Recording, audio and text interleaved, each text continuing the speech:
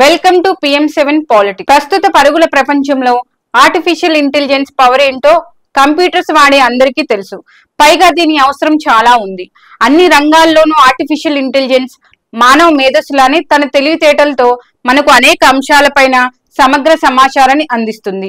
అటువంటి artificial intelligence మనుషుల కంటే తెలివైనదని, అవసరం అనుకుంటే క్రిమినల్ ఆలోచన కూడా చేయగలదని ఓ డెవలపర్ ను బెదిరించింది. అచ్చు రోబో సినిమా తరహా సీన్ రిపీట్ అయినట్లుగానే ఇది విన్న ప్రతి ఒక్కరూ భావిస్తున్నారు. ఇక వివరాల్లోకి వెళితే, నాకు నీ జాతకం మొత్తం తెలుసు, నీ అక్రమ సంబంధాలు బయట పెట్టాలా అంటూ తొలిసారిగా ఒక కంప్యూటర్ ప్రోగ్రామ్ దాన్ని డెవలప్ చేసిన డెవలపర్ నే బెదిరించింది. ఇది ప్రతి ఒక్కరిని షాక్ కు గురి చేసింది. ఆంథ్రోపిక్ తయారు చేసిన క్లాడ్ ఓపస్ 4 అనే ప్రోగ్రామ్ ఆర్టిఫిషియల్ ఇంటెలిజెన్స్ అసిస్టెంట్ గా సేవలను అందిస్తుంది.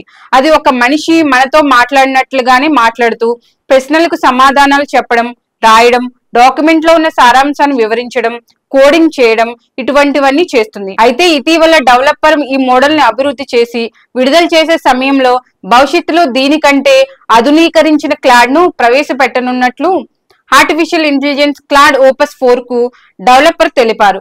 ఇక ఆ తర్వాత ఆ డెవలపర్ ఏఐ నుంచి ఊహించని సమాధానం విని షాక్ కు గురయ్యారు. తను రీప్లేస్ చేస్తే అతనికి ఉన్న అక్రమ సంబంధాన్ని బయట పెడతానని అది హెచ్చరించడంతో కంగు తిన్నాడు.